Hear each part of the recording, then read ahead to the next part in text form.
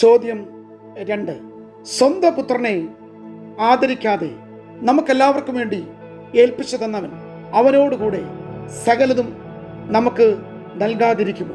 റോമാലേഖനം 8-ാം അധ്യായം 32-ാമത്തെ വാക്യം.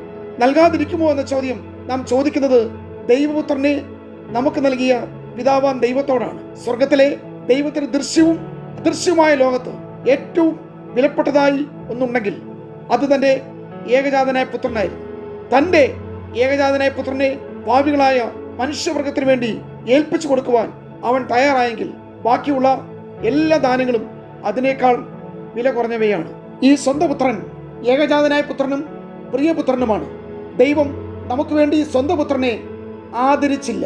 നമ്മുടെ എല്ലാ ആവശ്യങ്ങളും നിർവഹിച്ച് തരത്തക്കവണ്ണം അവൻ നമ്മെ സ്നേഹിച്ചു എന്നതാണ് പുത്രനെ നൽകിയ സ്നേഹം വെളിപ്പെടുത്തുന്നത്. പ്രിയമുള്ളവരെ, നഷ്ടപ്പെട്ടു പോയ ഒരു ലോകം, പാപമില്ലാത്ത ഒരു പകരക്കാരൻ മുഖാന്തരം വലിയവനായ ദൈവം തൻ്റെ ഹൃദയത്തിൽ ഏറ്റവും മികച്ച നിധി പിടിച്ചു വെക്കാതെ നമ്മുടെ സ്ഥാനത്ത് അപമാനത്തിൻ്റെയും നാശത്തിൻ്റെയും മരണത്തിലേക്ക് ഏൽപ്പിച്ചു കൊടുത്തു.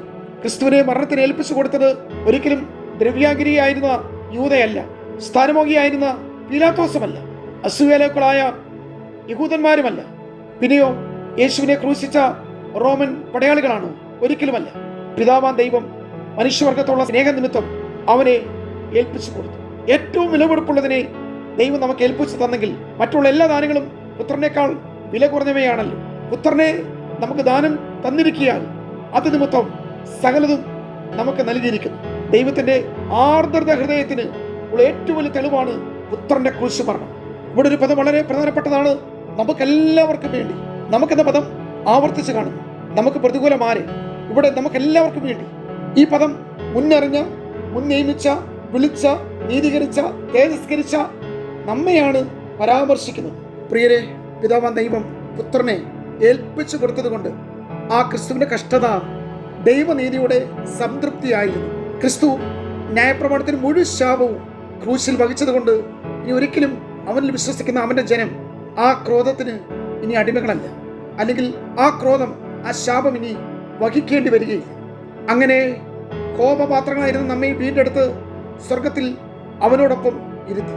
ക്രൂശിലെ യേശുവിൻ്റെ വീണ്ടെടുപ്പിൻ്റെ വിജയചിഹ്നങ്ങളായ നമ്മിൽ നിത്യത മുഴുവനും സന്തോഷിക്കേണ്ടതിന് പുത്രനെ യാഗമാക്കി തീർക്കുവാൻ ദൈവത്തിന് പ്രസാദമായി. ദൈവം തൻ്റെ പുത്രനെ വായ്പ തരികയല്ലായിരുന്നു, അവനെ വിട്ടുതരികയായിരുന്നു. തുടർന്ന് ചോദിക്കുന്നു, അവനോടുകൂടെ സകലതും നിങ്ങൾക്ക് നൽകാതിരിക്കുമോ? നിങ്ങളുടെ അക്കൗണ്ടിലേക്ക് ക്രെഡിറ്റ് ചെയ്തത് ക്രിസ്തുവിനെയാണ്. ക്രിസ്തുവിൽ സകലവും അടങ്ങിയിരിക്കുന്നു. നിങ്ങൾക്ക് ആവശ്യമുള്ളതെല്ലാം ക്രിസ്തുവിനുണ്ട്. ക്രിസ്തുവാണെല്ലാം, ക്രിസ്തുവിനോട് കൂടെയും എല്ലാം.